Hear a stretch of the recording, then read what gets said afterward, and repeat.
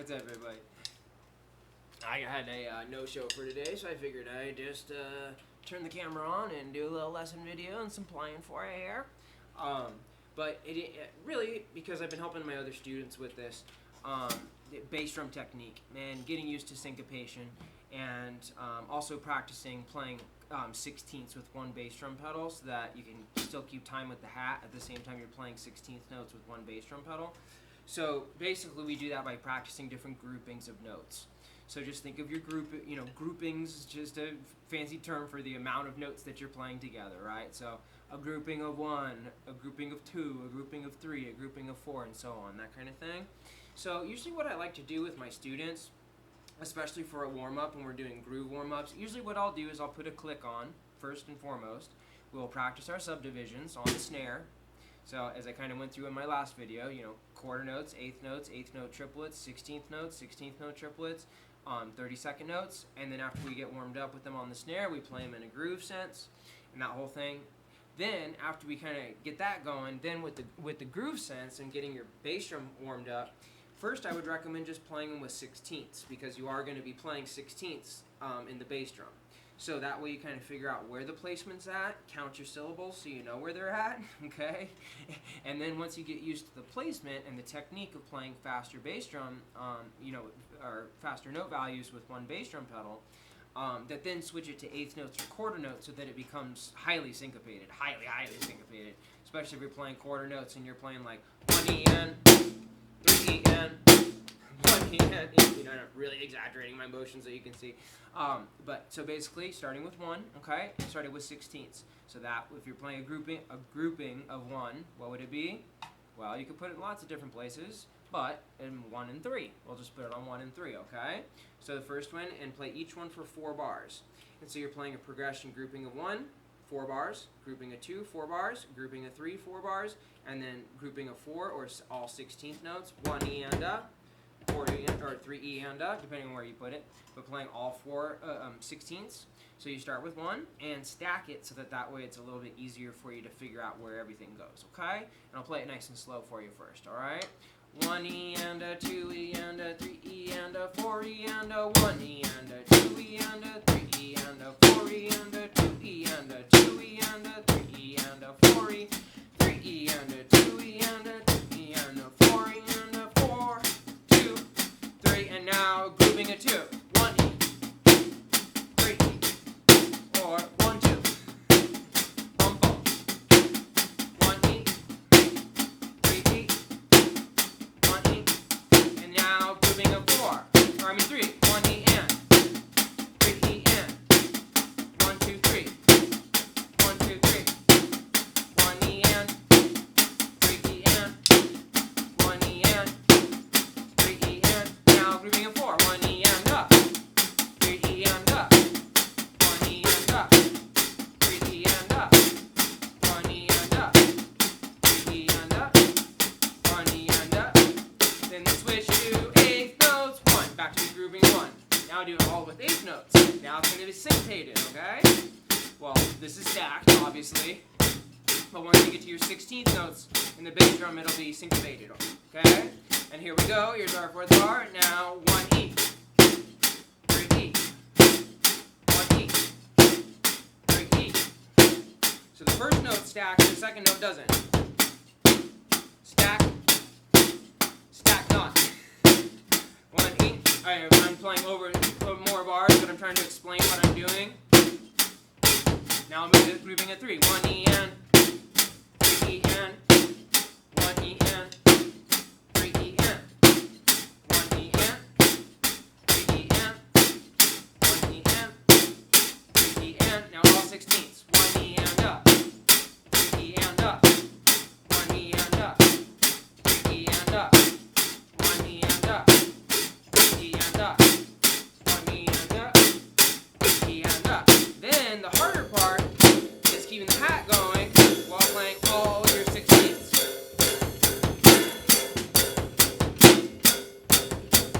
You could play just a floor tom or even in the air, because that's what you're trying to practice down here.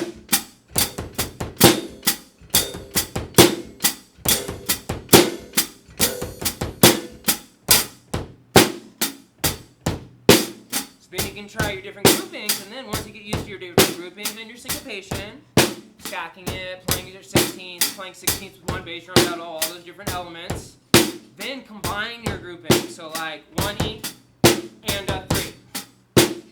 1E and a 3. So now I'm doing a grouping of 2 and then a grouping of 3. Hold on, here it is 1E and a 3. Or 1E and a 1E and a 1E and a 2 and a 3. 1E and a 2 and a 3 and 4 and 1E and a 2 and a 3. 1E and a 2 and a 3 and 4 and 1E and a 2 and a 3. 4. 1E and a 2 and a 3 and 4 and 1. So you kind of get the picture. I'm trying to talk at the same time I'm playing and concentrate on what I'm doing and all that. But I promise you that that's a really, really good way, especially to kind of develop your foot technique.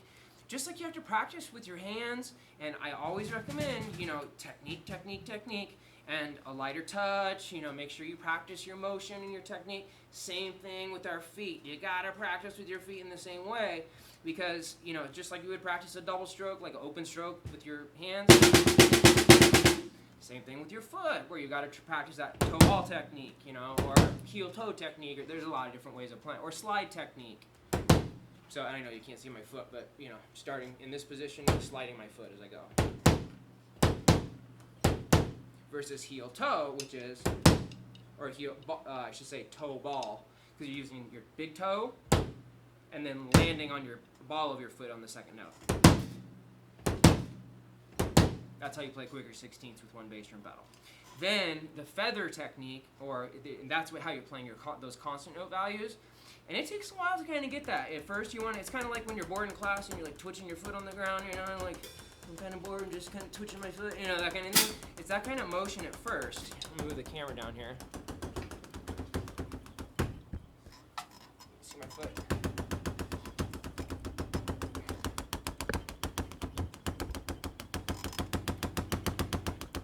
There we go. Yeah. So, sorry, I'm trying to get the angle to get stuff in the way. But you want to practice in heel up. Keep your heel low to the ground.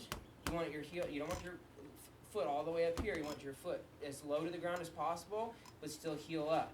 The faster you play, if you play, and nothing wrong with some people that play heel down. This is heel down technique.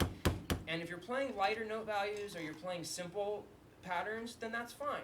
But the minute that you've got to play fast tempos and burn in 16ths and with one bass drum pedal, I promise you're going to have to use heel up, to get those kind of motions and get that, kind of loosey-goosey heel motion.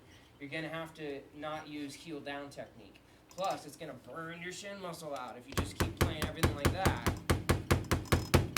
Right? Versus just bring your foot up a little bit. Now you've got your whole leg to use plus all the motion in your ankle. Okay? So when I have my feet on the pedals, and I know this big shoe's in the way now, but I have my feet in kind of we call it penguin toed, so instead of pigeon toed, where your toes are inward, kind of where your heels are inward, like this. That way, look at all this room you have to move with your pedal. If you're over here, your heel is going to hit the heel plate of the pedal. You just move your heel to the side a little bit. Now look at all that range of motion that you have. So when you're doing faster note values in the toe ball technique, and it's really not a hard motion. It's just you can do it really light too. Okay, so I'm just trying to show you so that you get the idea of what it is. So all in one leg raise, you get 2 notes. Okay, versus feather technique where you're playing all the notes or doing kind of that twitch motion at first. And that's how you can get just used to playing faster note values with one hit and then try to add a little more velocity, that kind of thing. So practice that, and I'm not saying that that's how to play everything, if you can only get to a certain tempo or a certain dynamic volume too. That's usually the thing with feathering, is that it's not going to give you that loud of a note. But I promise you, the more that you work with it, you can get the notes to be able to be much more pronounced, and then get kind of used to playing in your different groupings and play everything with one bass drum pedal. Because if you play in a band situation, guess where the band's looking? They are not looking at double bass drum pedal. They are looking at your left foot and what the tempo is and what you buried your pulse on your left foot. So anything that I learn how to play while keeping at least quarter notes, eighth notes, or 2 and 4 on the hi-hat at the same time that I'm playing, so that way I get used to using all 4 limbs for my independence. In addition, it's because I have to keep time for my students. So if we're playing to a song or something like that, or warm-ups, that kind of thing, I got used to doing it because I had to keep quarter notes for it so everyone was on tempo together, right? That kind of thing. But I promise you, if you guys work with that technique within the bass drum and practice your groupings in that way, it'll really, really help. It'll really help. And then, because some people have a really hard time with syncopation, and I get that. I totally get that. And, really what it is that's why I say exaggerate that motion at first. Exaggerate that motion at first. Because there's really just three figures that I would highly recommend, and I've recommended this in other videos before, but just to give you a sense of what they are again, I'll just kind of find some quick pages here that have them. Oh, here's a good example. So, on this, a dotted eighth tied to a 16th. That is crucial to learn, and this has 16ths above, so obviously it's a stacked pattern if you're playing it with 16ths. But if you play it with eighths, that 16th note is not going to stack with your eighth notes, right? That's the first figure that I highly recommend learning for syncopation. If you can get a dotted eighth tied to a 16th, and the way that we remember what it sounds like the first and the last of a group of 16th notes, the downbeat and the So if it's on beat 1, 1, 2, 3, 4. So see how your hand is up in the air when that 16th note comes down here. So by exaggerating that motion, you'll kind of get rid of that. We call it a stutter, because a lot of people at first will play it like, right? Because your right side wants to do what your right side, what we intend to do is this. So your right side wants to do what your right side wants to do together, so it takes focus. But that's why if you raise your motion, then you'll understand where it fits in at.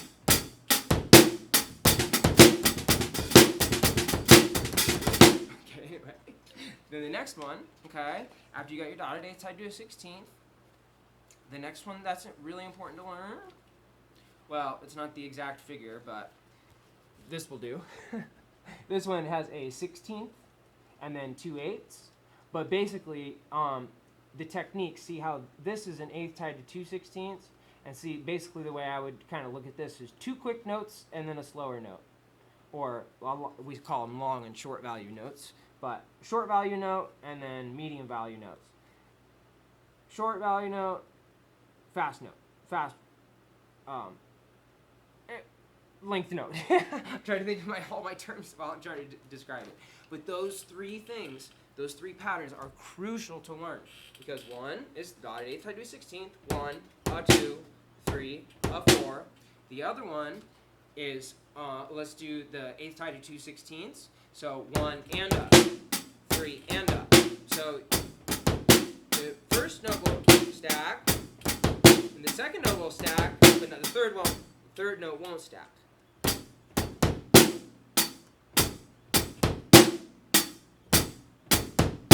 So that's the second figure I'd highly recommend learning. And then the reverse of that, basically, is then 2 16ths tied to an eighth, which is 1 and, which sounds different than a 3 and. So that's why I said it's not the exact figure that I showed you. But we played it, or I played it earlier when I did the grouping of 3. The 1 en, 3 en. This one sounds like a 1 and, a 3 and, a 1 and, a 3 and, a 1 and 2 and, a 3 and 4 and, a 1 and, a 3 and.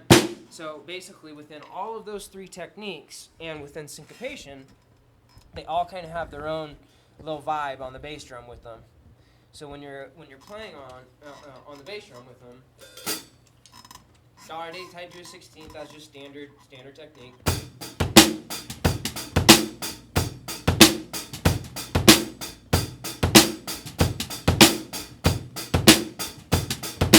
Okay, and then the second one, an eighth tied to 2 16ths.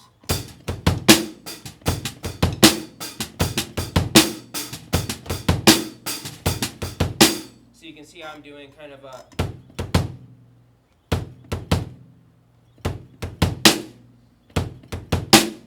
And it's all, that's why I say keep your heel low, because then you want to come back into home position and land in home position so that any movement you put in for the next note value goes straight into the beater. So if you keep your feet up here and you can do this kind of thing, it's going to be hard for you to play, with that technique stuff. But if you work with your technique and you work with your motion and keeping that loosey-goosey heel kind of thing nice and relaxed, everything relaxed, then really you can attain these pretty easily. So that then that third pattern, instead of 1 and a, 3 and a, now it's just basically the reverse of a 1 and, a 3 and, a 1 and 2, a 3 and 4, a 1 and 2, a 3 and 4. And you can see it's not a huge motion that I'm doing. I can just... So it's not like it's a strength thing or, any of that. Anything that we play as drummers is a technique thing. I have so many students that's like, they see you play that, and they're like, I'm trying as hard as I can. And then it's like, they just go crazy, right? So what it is like, I keep reinforcing. It's like, look, I'm not a big, strong guy. I don't have big Popeye arms or anything. I'm not a big muscle dude. The way that I do it is all with technique. It's all with technique and by being relaxed. So that's why it's like, I can play 30 seconds, really relax, and have a conversation with you while I'm doing it, because I practice it and it's like that. So that way, you just get used to it because of practicing with light touch, staccato notes, a little bit harder, legato notes, more velocity, less velocity, that kind of thing. But that's why I say the control's in the back of the stick. So, a lot of you, they're trying to play the front of the stick, or they're using a lot, wrist. Where really, it is, some wrist motion in there, but it's really more the finger motion. I'm pulling down, if you're doing French grip with thumb on top of the stick versus German grip, and I do it both ways, depending on what I'm playing. But especially if I'm playing grooves where I'm playing like a faster, like even 30-second or 16-note triplets, that kind of thing, like.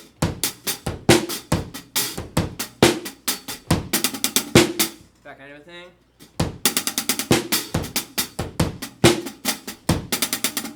Then I use this like French grip.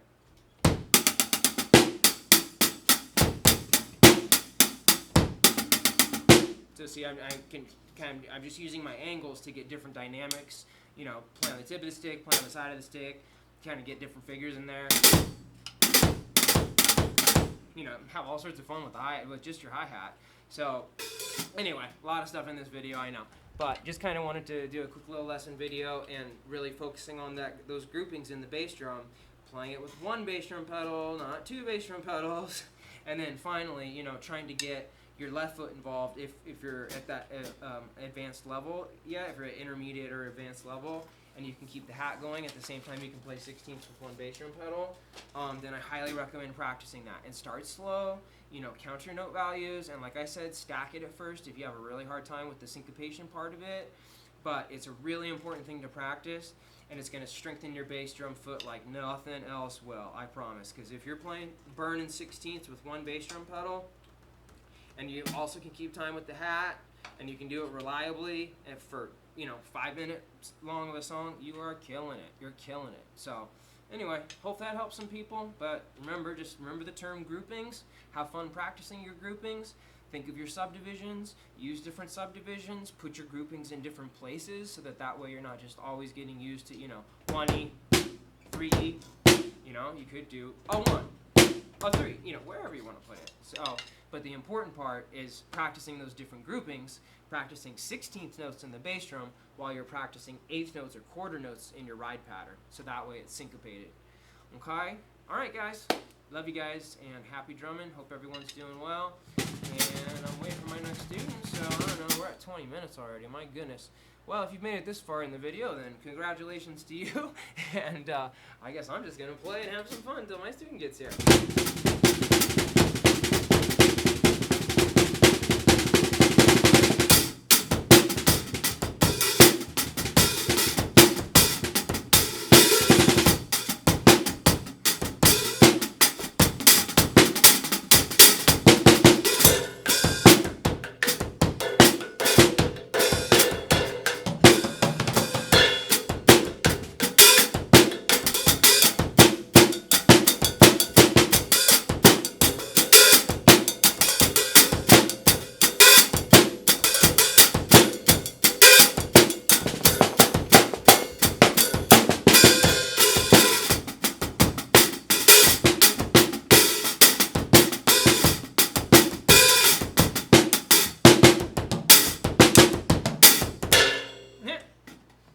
getting close to time with my student.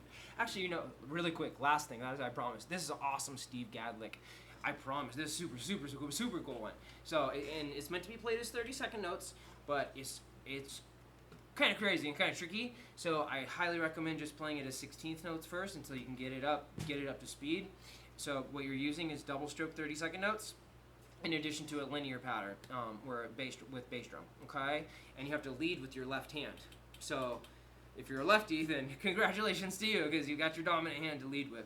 For us righties, though, we're leading. It's the first notes are going to be on the snare after the bass drum. Okay, so I'll just play it nice and slow for you. 1 E and a 2 E and a 3 E and a 4 E and a 1. Okay, so it's 1 E and a 2 E and a 3 E and a 4 E and a 1 E and a 2 E and a 3 E and a 4 E and a 1. And it's meant to be, you know, kind of in a cyclical fashion, and then playing it as 30-second notes. That kind of thing. So it just depends on, you know, and you're counting on beat 3 here because you're basically like in halftime counting it as 16th notes when it's meant to be 30-second notes. Hopefully you understand that theoretically, but anyway, okay. But basically what it is bass, left, left, right, right, left, left, bass, right, left, left, right, right, left, left, bass, bass. Yeah. Yeah.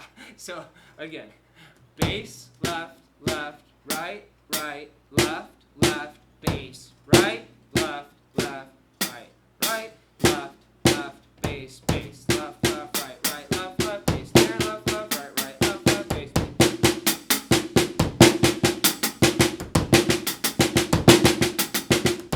Okay, so, and then you can just speed it up from there. But I'm just playing it as kind of a lick, you know, where you can use it within your patterns. But it's an awesome thing to use as a fill, too. You can really create some cool stuff with it. You know, and I got my camera on my rack tom here, otherwise I'd be using the rack tom. But usually, like, the way I would play is like... But I don't want to hit my camera. It can create a really cool fill. And then you can go back to beat 1. So there's all sorts of different ways you can use it, but it's a really cool one, and because the independence it takes, plus you're leading with your left hand if it's your non-dominant hand, and it's meant to be played as 30-second notes. I mean, it's a killing lick. It's a Steve Gadd lick, so you know it's going to be killing, right? But again, just so for those in the back of the class, one more time: bass, left, left, right, right, left, left, bass, right, left, left, right, right, left, left, left, left, right, right, left, left, bass, right, left.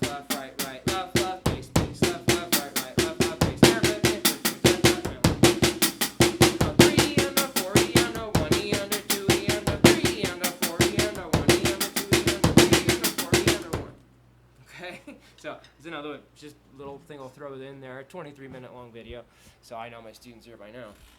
But good to see you guys. Love you guys, and hopefully that helps. You know, practice your groupings. Really, you know, anything worth doing is worth doing right. I mean, look, my hands are destroyed from how much I practice and for how many different things I played, and constantly going and constantly, you know, working and practicing and doing that stuff. But you know, it's like, it's out of passion, it's out of love, and it's an awesome skill to have, and it's a very useful skill to have too, and it develops a lot more than just hitting stuff with sticks. I mean, discipline, focus, the sense of accomplishment, coordinate. I mean, for me, it gave me my legs back after I fractured my spine. So, I mean, it's a powerful instrument. It's a really powerful instrument. So, love you guys out there, and hopefully that helps. But, you know, anything worth doing is worth doing right, and take the time to do it. And I promised you, as someone who couldn't use their legs very well and still can't use their legs very well, it took me a lot of practice to be able to get those 16ths out with one bass drum pedal while playing with my left foot at the same time. A lot of practice, okay? So just keep that in mind and be patient with yourself, all right? It's, you know, nothing happens overnight, but then all of a sudden it's like one day you just wake up and you can play drums. All right, guys, love you. Take care. Happy drumming.